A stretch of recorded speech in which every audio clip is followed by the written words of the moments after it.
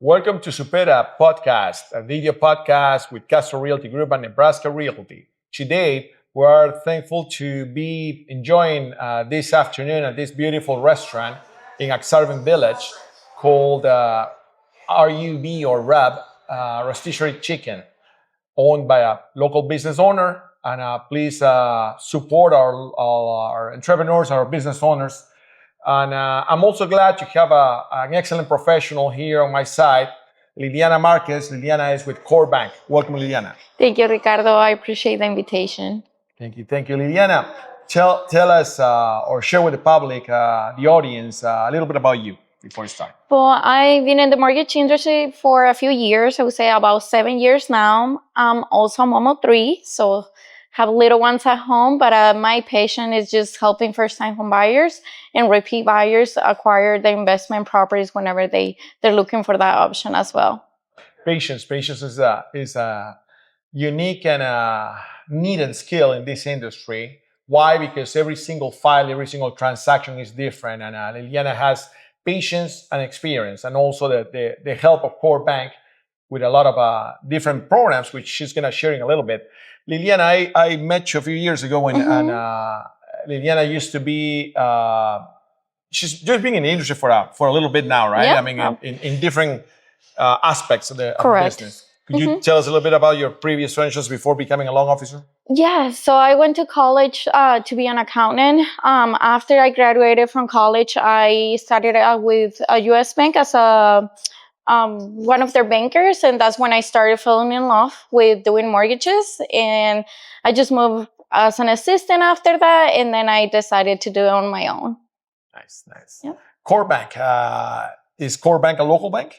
Yes, they are local owned. Actually, the owners live here in the community and they invest on our community. They donated to different organizations, a few buildings. So I really love that because there are people that are giving us back. Excellent. That's important always although we have excellent institutions, lending institutions from all over the country, keep in mind also that the local industry, the local professionals, because as Lily said, I mean, they reinvest in our community. Keep that in mind. And usually having in-house professionals or local professionals being able to help you, that helps a lot. Liliana, Core Bank, it's local, you said, and I understand you guys have different branches around the city. Do you work in one specific branch, or you can be around different locations? I can meet people in any location, but mostly I work at the one in Papillion and 370 and 114. Just because it's closer to my community, and 370 is like super quick to get there. But if you're in a different area of town and one of the other location is closer to my clients, I can drive there to meet my clients. So you're able to provide mortgage loans in different areas of town? Yeah. I mean, in different cities also?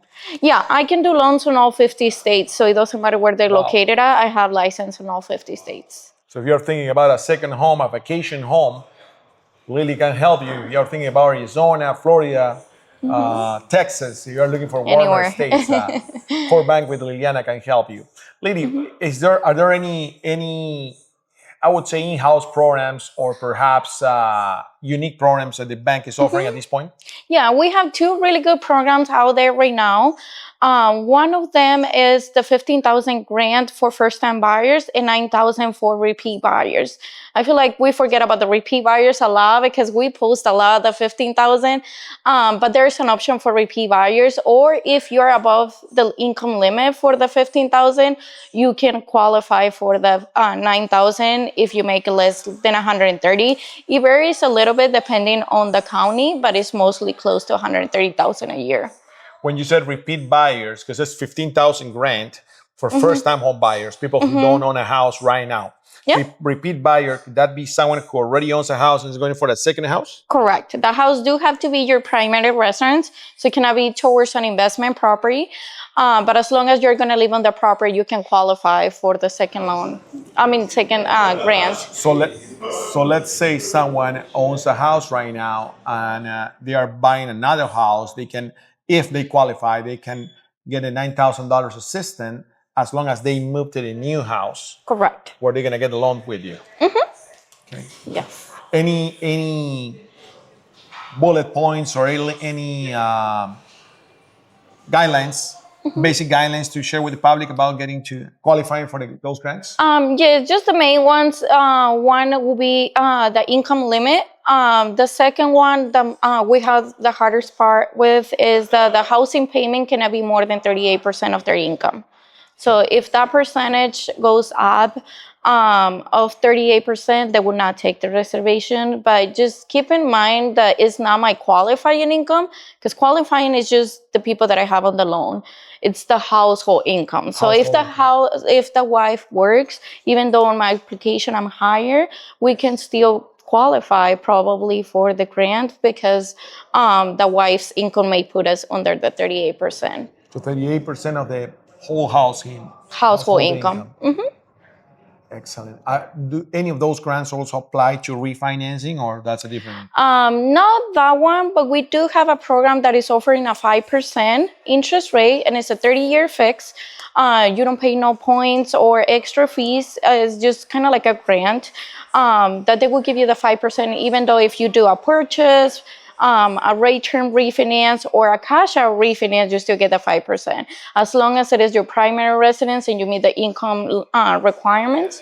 A key point on this one is that all of the owners that are going to be taking title have to be on the loan. So if I'm married and the loan is going to be under my name and my husband is not on the loan, we may not be able to use the program just because my husband has to be on the loan.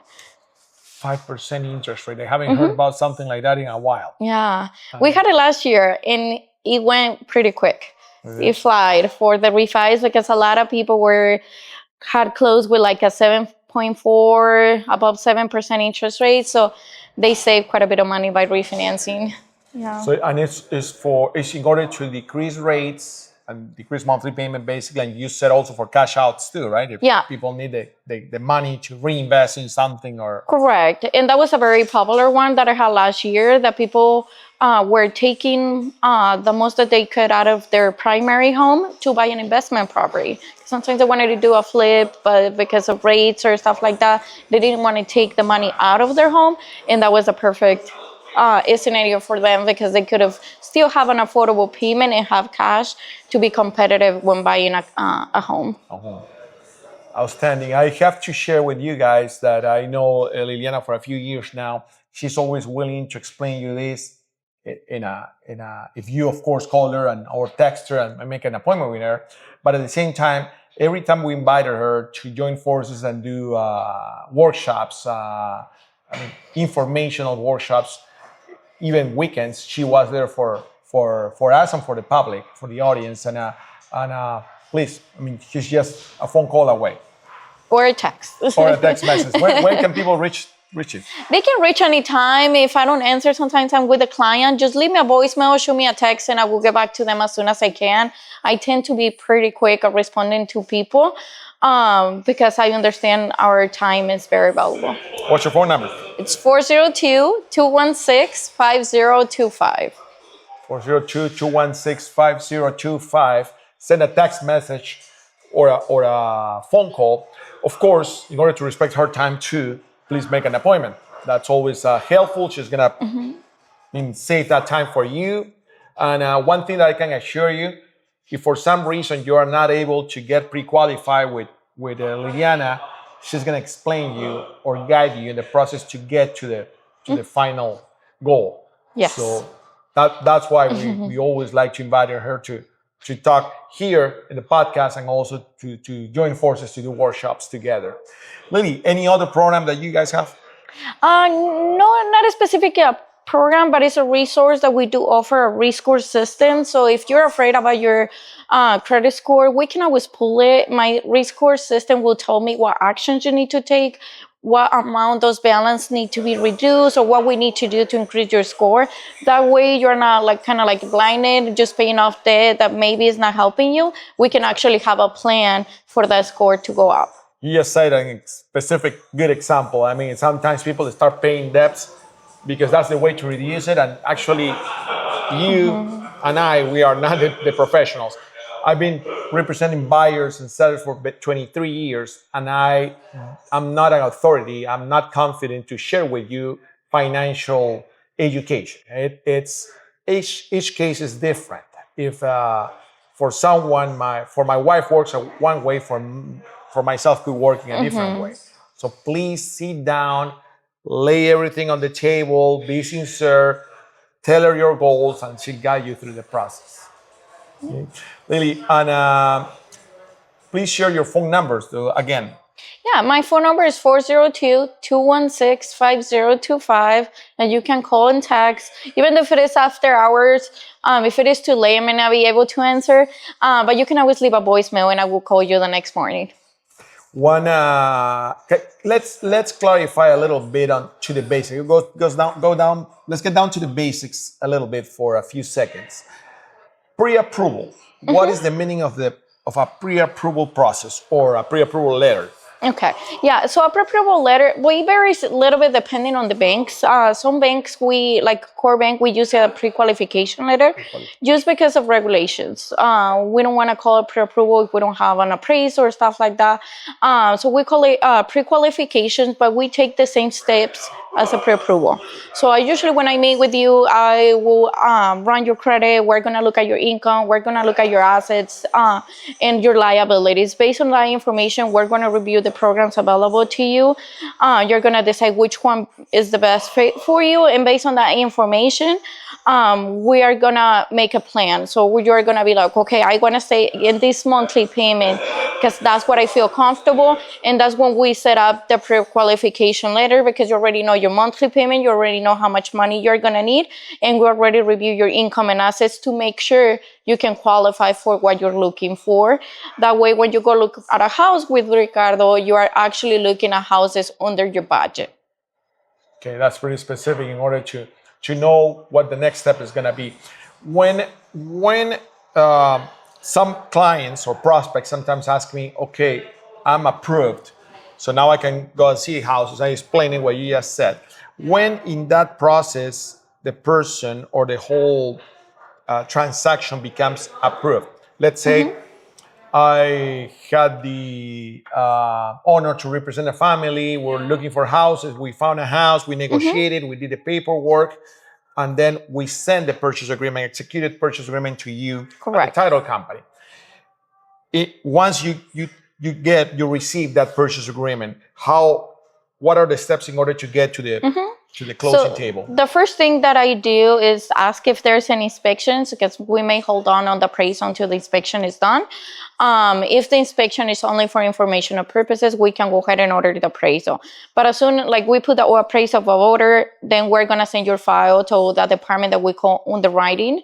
The underwriting department, they're gonna finalize your income, assets, and everything. And once it comes out of there with appraisal and everything, we will have what we call conditional approval, just subject to the minor details. But at that time, it should be approved already. And that in a time frame, let's say, how many days is the average for something like that? Usually it will be about, I would say, at least 10 days prior to closing, because the verification of employment, it cannot be older than 10 days from closing. So we submit everything in advance, but we subject to that verification of employment. Let's say we have a client who's already pre-approved or pre-qualified.